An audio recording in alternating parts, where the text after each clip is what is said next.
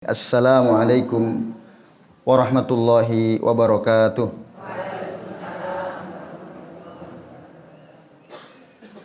Alhamdulillahi rabbil alamin. Wabihi nasta'inu ala umuri dunya waddin. Wassalatu wassalamu ala asrafil anbiya'i wal mursalin.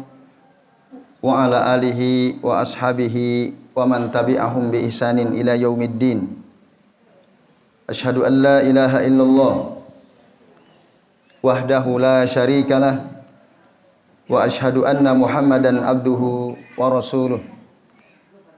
Allahumma salli wa sallim wa barik ala Muhammad wa ala ali Muhammad kama sallaita wa barakta ala Ibrahim wa ala ali Ibrahim fil alamin innaka Hamidum Majid.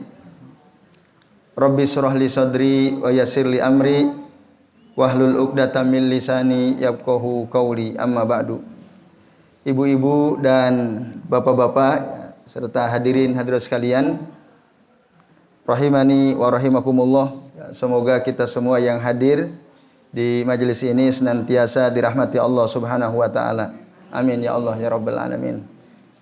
Alhamdulillah Bapak Ibu, pada pagi hari ini di cuaca yang cerah ini, ya, atas izin Allah kita bisa berjumpa kembali di kajian rutin, ya, setiap Ahad pagi, yang biasa panjenengan hadiri di sini.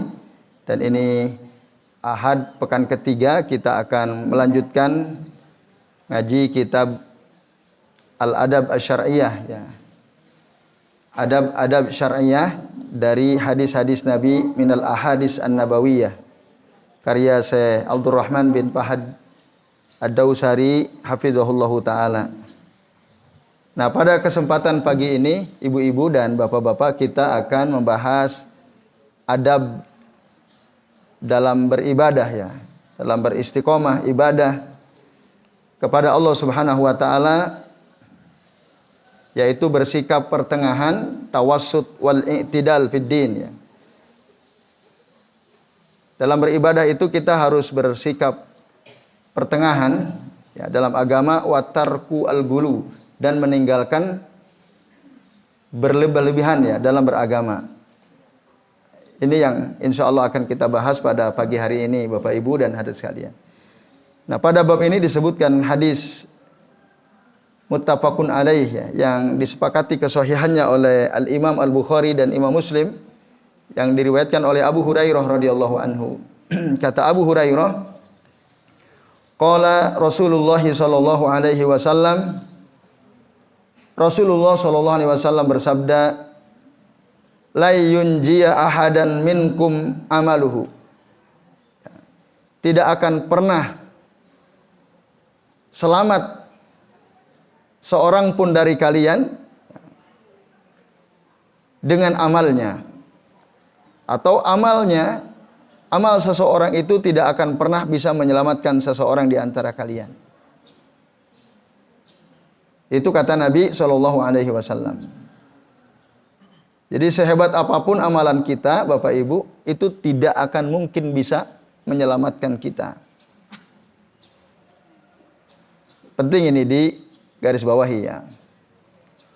Jadi seandainya Bapak Ibu ada di antara jenengan puasanya, wah, jos, ya. Bukan hanya puasa Ramadan, tapi puasa Daud gitu, ya. Satu hari puasa, besok buka, puasa lagi dan seterusnya. Sodakohnya juga luar biasa. Itu semua tidak akan bisa menyelamatkan kalian, kata Nabi SAW. Ya. Lalu para sahabat bertanya, wala anta ya Rasulullah, apakah juga termasuk engkau ya Rasulullah, bahwa amalmu itu tidak akan bisa menyelamatkan engkau?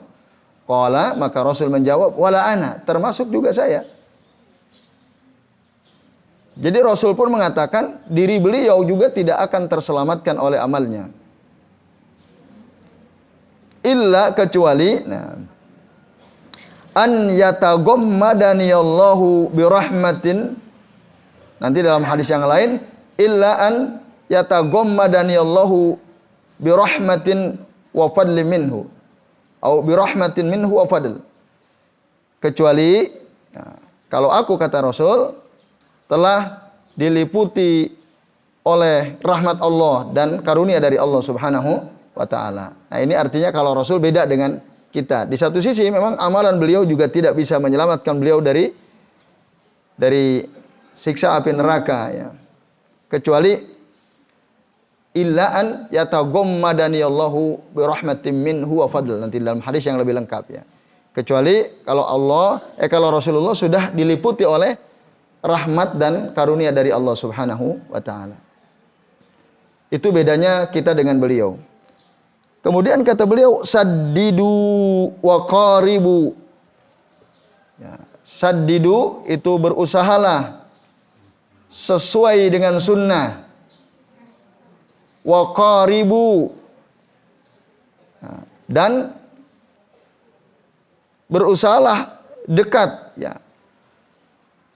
Dekat dengan sunnah, tuntunan Nabi ya sallallahu alaihi wasallam. Qarib itu artinya kita berusaha sebisa mungkin sesuai persis dengan sunnah, jika tidak minimal dekat ya.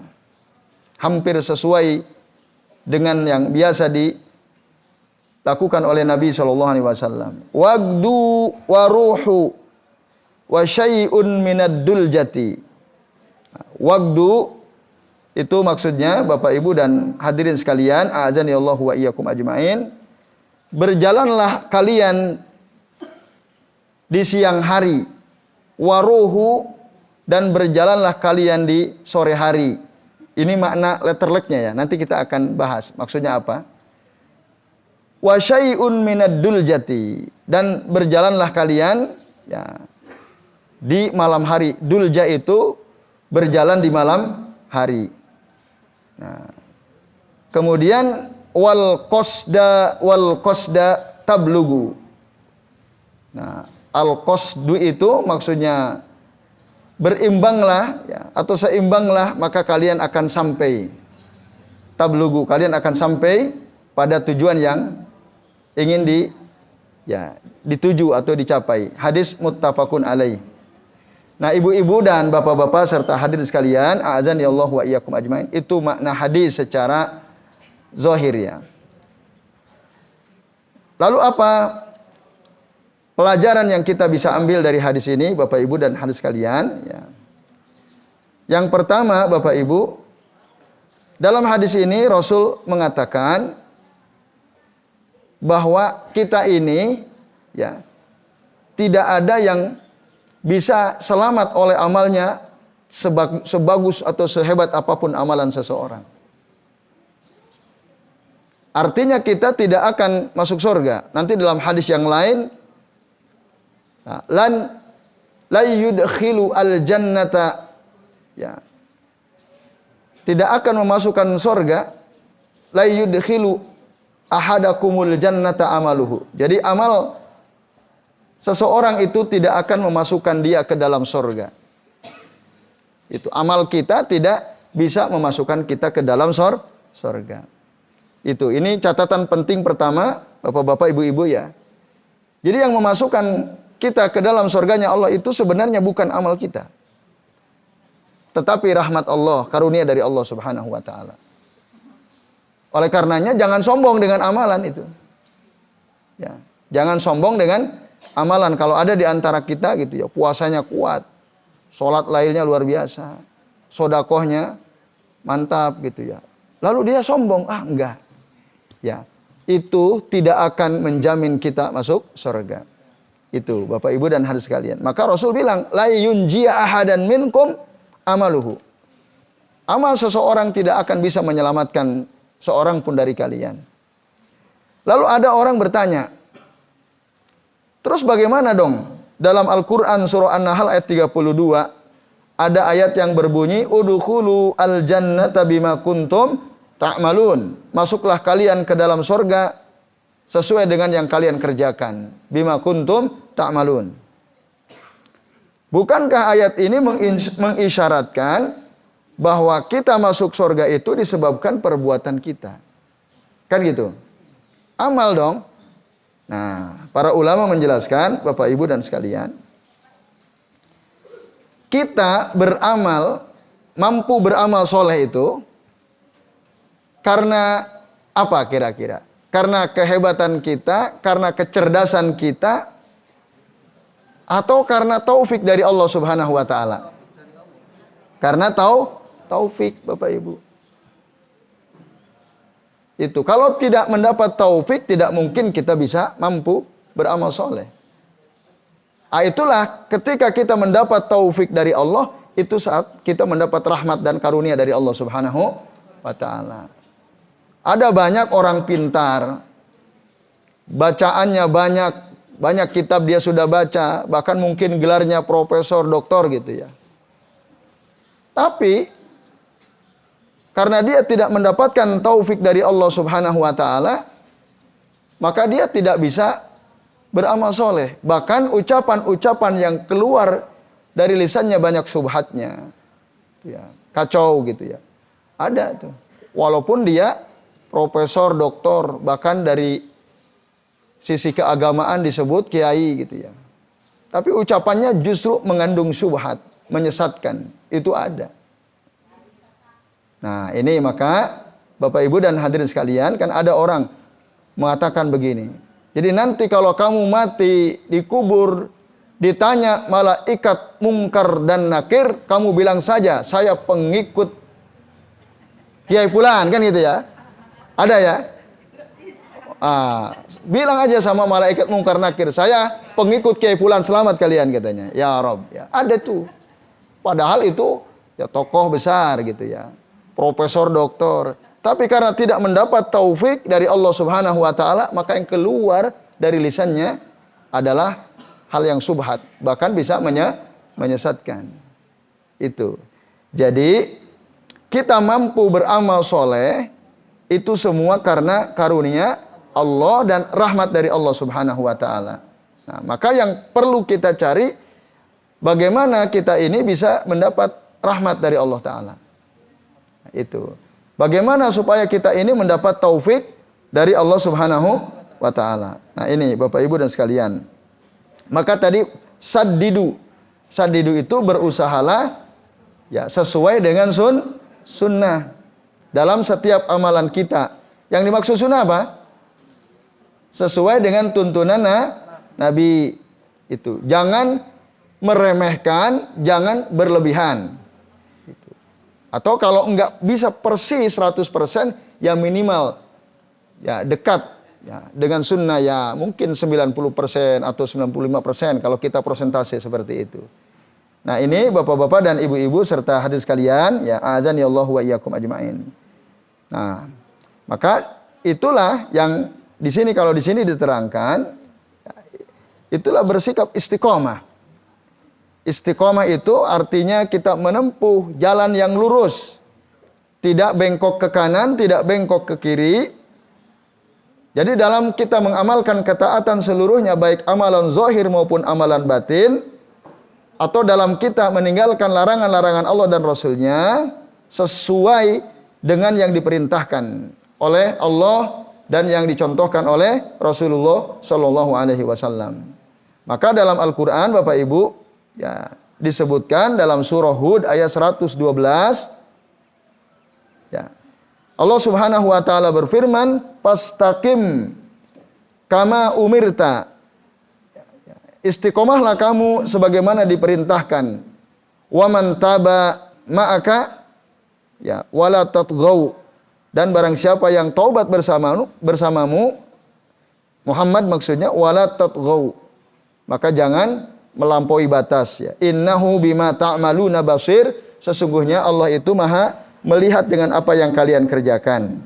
Nah, itu dalam ayat ini ada perintah untuk supaya kita istiqomah sesuai dengan yang diperintahkan. Kemudian dulu ada seorang sahabat bertanya kepada Nabi, "Ya Rasulullah, kulli fil islami qaulan la as'alu anhu ahadan ba'dak." Duhai Rasulullah, katakan kepadaku dalam Islam suatu perkataan yang aku tidak akan bertanya tentangnya, ya, seorang pun setelah aku bertanya kepadamu. Lalu kata Nabi apa? Qul, katakan. Siapa yang nanya? Sufyan bin Abdullah As-Saqafi. Katakanlah olehmu, amantu, aku beriman, summastaqim, ya. Atau amantu billah, aku beriman kepada Allah, fastaqim, maka istiqomahlah kamu. Istiqomah ya artinya tidak ya bengkok ke kanan, tidak bengkok ke kiri, terus istiqomah beriman kepada Allah Subhanahu wa taala. Nah, ini Bapak-bapak dan ibu-ibu serta hadirin sekalian, a'azanillahu wa iyyakum ajmain. Nah, kemudian dalam hadis tadi Bapak Ibu ya, diterangkan ada 3 waktu disampaikan oleh Nabi. Waqdu wa ruhu wa syai'un minad duljah. Maksudnya apa? Tadi secara zahir makna waktu itu berjalanlah kalian di awal siang atau di pagi hari. Maksudnya Bapak Ibu apa? Nah, Syekh Abdurrahman bin Fahad Ad-Dausari mengatakan, nah ini maksudnya kita disuruh untuk beramal mulai dari awal hari sesuai dengan yang disyariatkan pada waktu tersebut, yaitu apa? Berarti sholat fajar, sholat subuh, ya. Wa zikrullahi ta'ala bi azkaris sobah, dan berzikir kepada Allah dengan zikir-zikir pagi. Nah, ini. Jadi ibu-ibu, bapak-bapak, ya mulailah hari kita satu dengan sholat subuh. Ya kalau bisa bersamaan dengan sholat sunnah fajar. Setelah itu kita lakukan zikir pagi. Itu yang maksud waktu. Ya. Nah, zikir pagi itu kapan? Mulai ba'da sholati subhi hatta tatlu'a asyamsu. Sampai terbit matahari, itu yang paling bagus. Kalau bisa. Kalau tidak ya bisa kita lakukan setelah itu juga boleh ya. Tapi kalau bisa itu yang terbaik. Yang biasa dilakukan oleh Nabi Shallallahu Alaihi Wasallam. Nah, jadi kita disuruh ya, beribadah oleh Allah Ta'ala sejak kita bangun. Nah, yaitu tadi sholat subuh kemudian zikir pagi. Waruhu, sementara ruhu itu maksudnya adalah sairu fi akhirin nahar.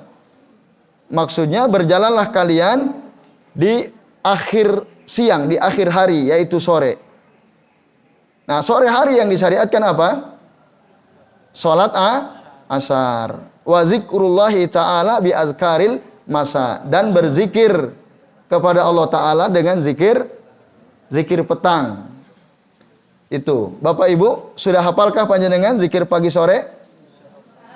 Alhamdulillah. Sudah diamalkankah? Nah, sudah hafal, kalau belum diamalkan, belum sempurna itu ya. Nanti lama-lama lupa. Tapi kalau kita hafal, lalu kita usahakan amalkan, nah itu nanti yang akan ya mendatangkan keberkahan, mendatangkan rahmat Allah Subhanahu wa taala. Apalagi kalau Bapak Ibu ya kita renungkan itu, makna-makna setiap zikir pagi petang itu dahsyat sekali. Ya. Ya saya kasih contoh satu saja ya. Misalnya di antara zikir pagi petang itu ada zikir yang bunyinya Allahumma inni as'alukal afwa wal afiyah. Ada ya?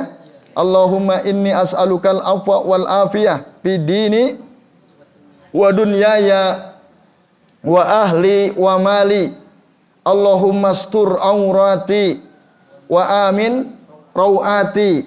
Allahumma hfidni min baini yadayya wa min khalfi wa an yamini wa an shimali wa min fawqi wa a'udzu bi'azomatika an ugtala min tahti. Wah, ini dahsyat ini. Ini salah satu saja. Bahkan kalau semua dikupas ini, zikir pagi petang itu luar biasa. Ini ya, satu misalnya. Artinya apa? Allahumma inni as'alukal afwa wal afiyah. Ya Allah, sesungguhnya aku memohon kepada Engkau ya, pemaafan darimu, wal afiyah, dan mohon afiyah. Afiyah itu apa? Afiyah itu sehat lahir batin, Bapak Ibu.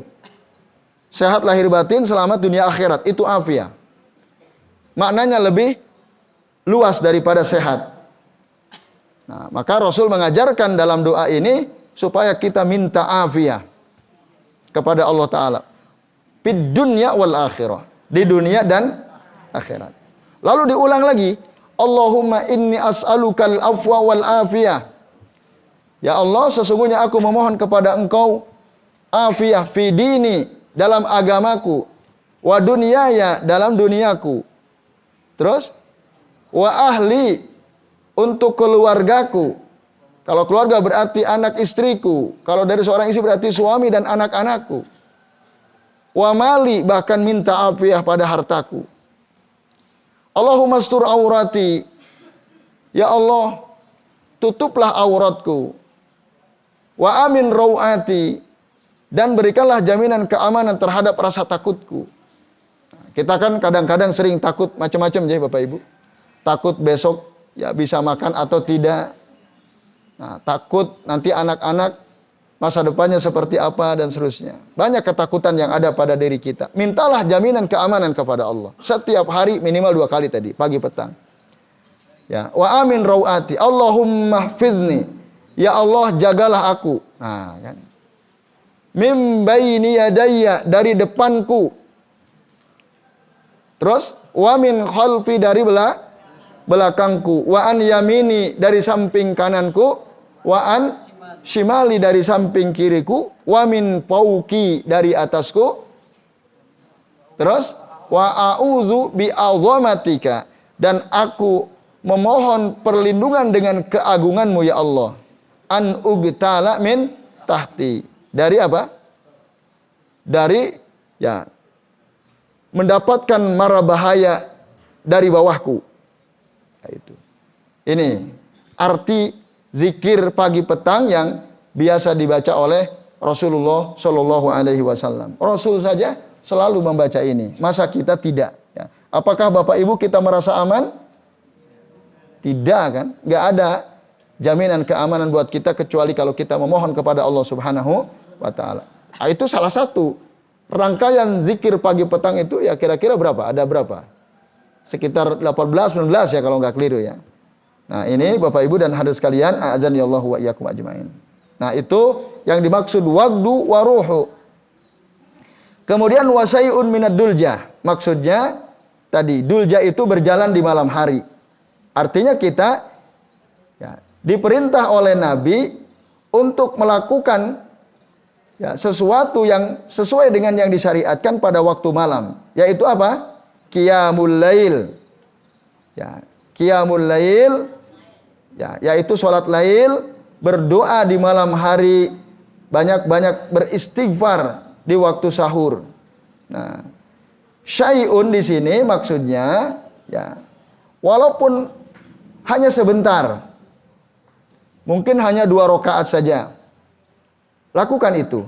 Gitu. Syai' itu sesuatu yang sedikit gitu ya. Itu nggak ada masalah. Lakukan sebisa mungkin. Nah, ini yang dimaksud kata syai' ya. Supaya apa? La yasukkul mu'minu ala nafsihi fidzalika. Supaya tidak menyusahkan untuk dirinya. Jadi kalau kita mungkin terlalu ya, menghabiskan waktu malam kita untuk sholat malam terus, lama-lama itu akan menyulitkan dan nanti akhirnya kita akan meninggalkan sholat lail karena selalu memaksakan diri dengan ya sholat terus. Sebagaimana dulu ada seorang sahabat, ya mereka ada ahlus sholat, ada ahlus syam ya. Jadi ada sahabat yang kuat sholatnya, kuat puasanya. Sampai-sampai mereka itu ingin membandingkan diri mereka dengan apa yang dilakukan oleh Nabi Shallallahu Alaihi Wasallam. Nah, akhirnya apa, Bapak Ibu? Mereka datang ke istri-istri Nabi bertanya tentang bagaimana cara ibadah Nabi Shallallahu Alaihi Wasallam. Nah, setelah mereka mendapatkan keterangan, akhirnya mereka ya menganggap apa yang dilakukan oleh Nabi itu ternyata gampang banget, gitu ya. Gampang sekali kalau begitu. Tapi akhirnya, tapi kan apa kita dibanding beliau? Kita ini nggak ada apa-apanya, wajarlah kalau Nabi seperti itu. Nah, akhirnya Bapak sekalian, a'adzanillahu wa iyyakum ajmain, salah seorang mereka bilang, amma ana fa inni usalli al-laila abada. Adapun saya ini senantiasa sholat malam terus menerus ya. Yang lain mengatakan ana asumu ad-dahra wala uftiru. Saya selalu puasa tiap hari, tidak pernah buka tiap hari. Wa qala al-akhar, sementara yang satu lagi mengatakan ana ya, saya ini a'tazilun nisaa fala atazawwaj. Saya menjauhi wanita dan saya tidak menikah ya. Saya jauhi wanita katanya. Lalu datanglah Nabi ya, menemui mereka dan Nabi mengatakan, ama wallahi ya, inni la akhsyakum lillah wa atqakum lahu. Wallahi, demi Allah, kata Nabi, sesungguhnya aku adalah orang yang paling takut kepada Allah, orang yang paling takwa di antara kalian kepada Allah. Lakinni asumu wa uftiru, tapi saya puasa, saya juga buka. Wa usalli wa arkudu, aku salat malam tapi aku juga tidur, kata Nabi. Wa atazawwajun nisaa, dan aku juga menikahi wanita. Paman ragiba an sunnati falaysa minni, barang siapa yang tidak suka dengan sunnahku, maka dia bukan bagian dariku, kata Nabi. Nah, bukan bagian dari orang-orang yang melakukan sunnah Nabi Shallallahu Alaihi Wasallam. Nah, ini Bapak Ibu dan hadirin sekalian. Jadi dalam kita beribadah kepada Allah itu pertengahan saja. Ya, jangan terlalu memaksakan diri, tapi juga jangan meremehkan. Gitu. Itu yang bisa kita tangkap dari hadis Nabi ini. Ya, sholat, tapi juga ada saat kita tidur. Puasa, ya silakan puasa, tapi ada saat kita buka. Kita nggak boleh puasa terus sepanjang hari. Bahkan nanti ada dalam satu riwayat, orang yang selalu puasa setiap hari, maka neraka jahanam akan disempitkan. Ya, dia akan digencet oleh neraka jahanam. Orang yang selalu puasa setiap hari, itu hati-hati. Nah, karena apa? Tidak dicontohkan oleh Nabi. Nabi nggak pernah puasa terus. Ya, ada kalanya beliau puasa, tapi ada kalanya beliau berbuka, Bapak Ibu sekalian. Nah, itu ya. Nah, maka bahkan sampai Nabi mengancam orang yang terus puasa sepanjang hari, maksudnya terus setiap hari puasa, itu nanti kelak bukan keutamaan yang akan dia dapatkan, tetapi justru dia akan disempitkan neraka jahanam untuknya. Ya, duyiqalahu jahannam, kata Nabi. Nah, ini Bapak-bapak dan Ibu-ibu serta hadirin sekalian. Nah, jadi kembali tadi, beribadahlah kepada Allah sesuai dengan sunnah, ya, sesuai dengan sunnah Nabi SAW. Nah, maka Nabi dalam hadis ini mengumpamakan seorang muslim itu seperti seorang musafir. Ya, maka janganlah dia membahayakan dirinya sendiri ketika dia sedang melakukan safar. Tapi safar kita menuju kepada Allah, ya, kepada Allah Subhanahu wa ta'ala. Jadi jangan membebani diri berlebih-lebihan, gulu ya dalam beragama.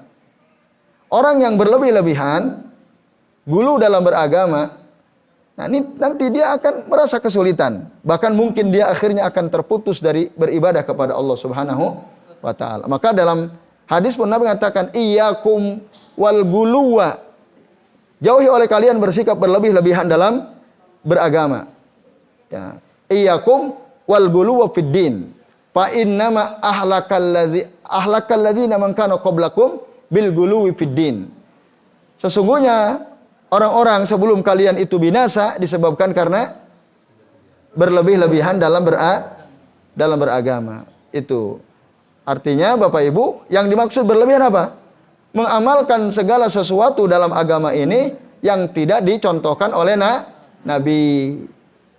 Maka yang dimaksud ya bersikap pertengahan itu sesuai dengan ajaran Nabi.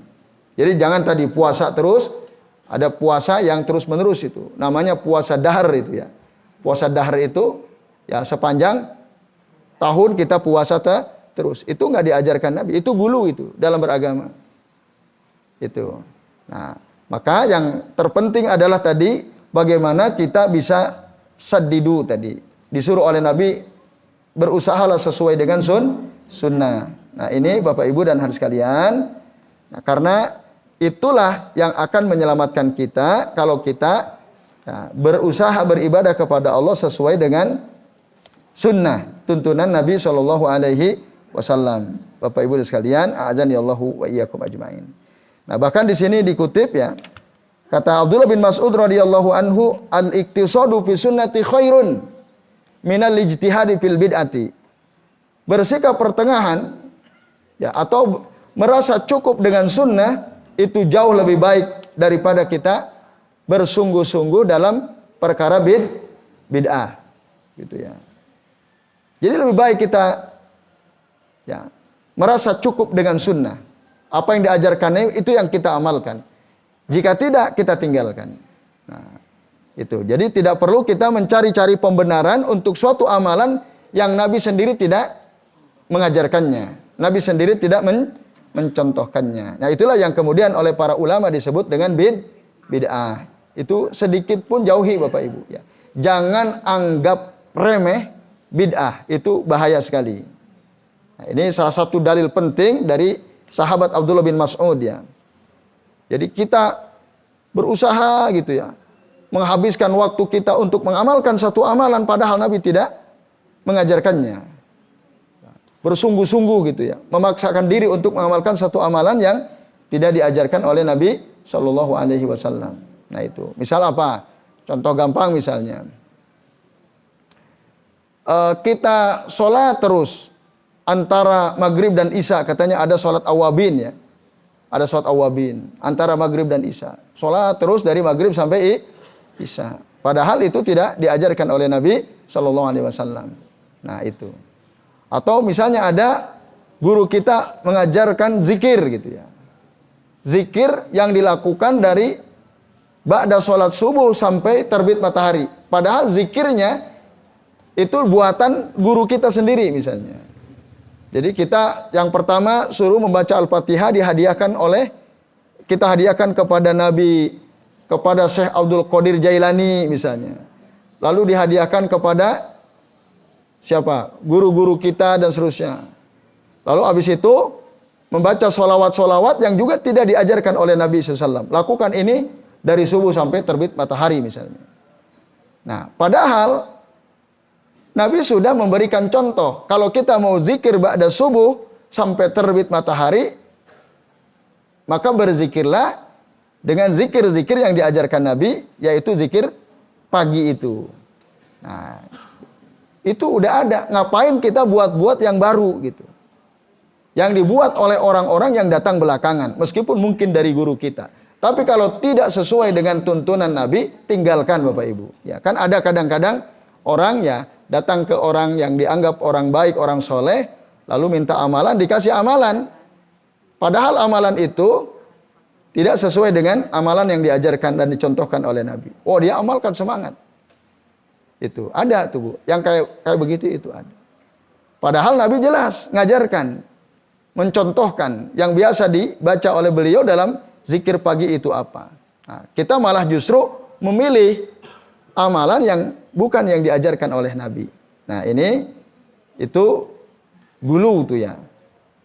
Nah, maka tadi kita penting mengetahui sunnah Nabi SAW apa saja yang diajarkan oleh Nabi SAW. Karena dalam Al-Quran Bapak Ibu surah Al-Ahzab ayat 71 Allah Ta'ala berfirman, wa may yuti'illaha wa rasulahu faqad faza fawzan 'azima.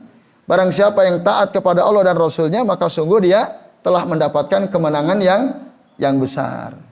Jadi kalau kita ingin mendapatkan kemenangan yang besar, maka taatlah kepada Allah dan Rasulnya. Jangan justru kita memilih amalan lain yang itu tidak diajarkan oleh Nabi Shallallahu Alaihi Wasallam. Nah ini bapak-bapak dan ibu-ibu serta hadirin sekalian, a'adzani Allah wa iyyakum ajmain.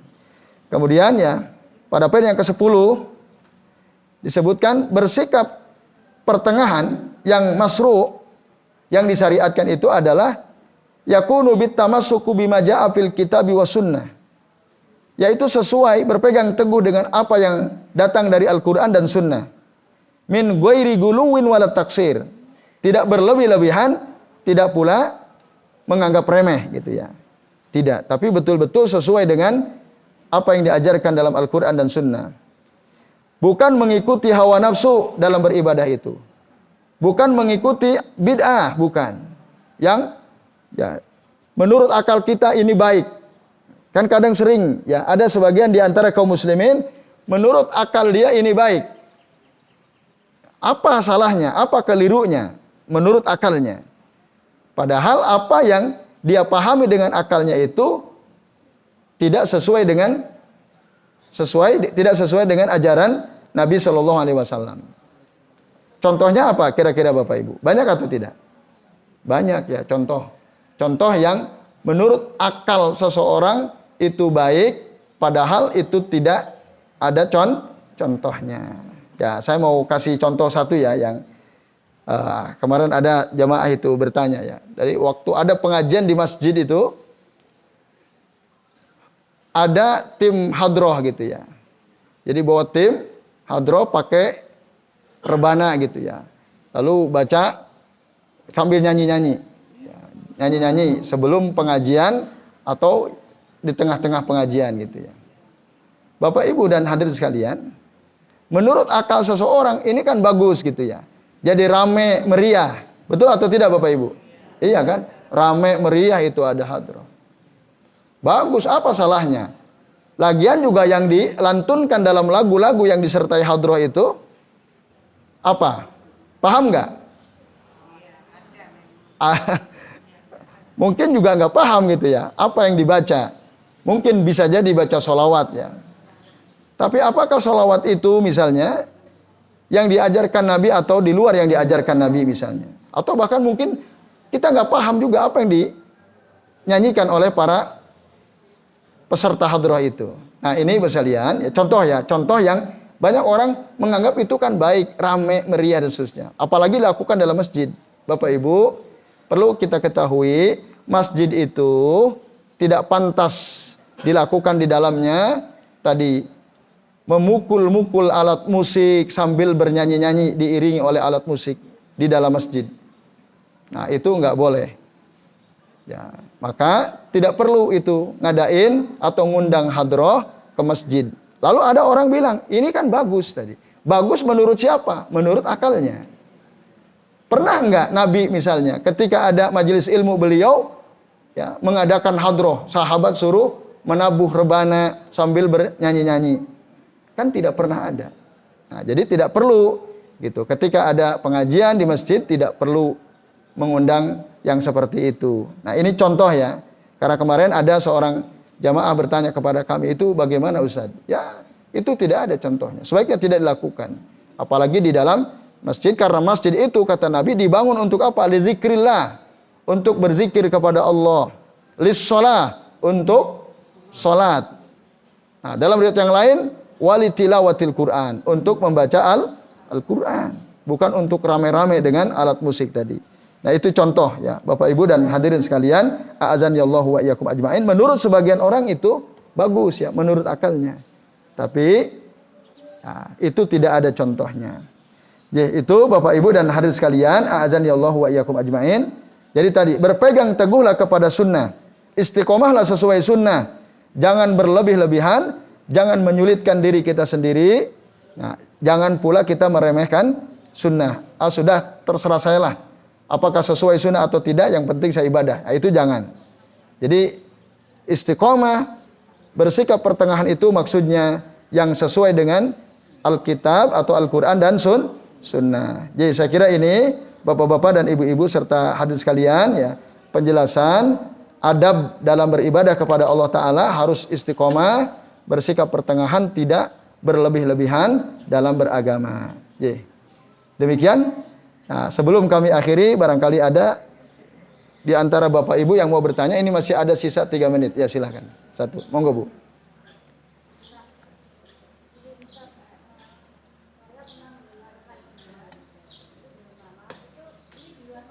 Ya, silahkan.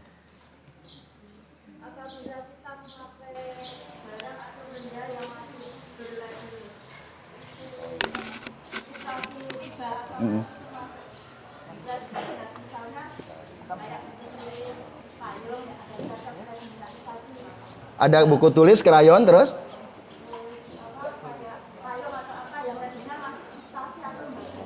Oh, lembaga ribawi gitu ya. Ya, baik.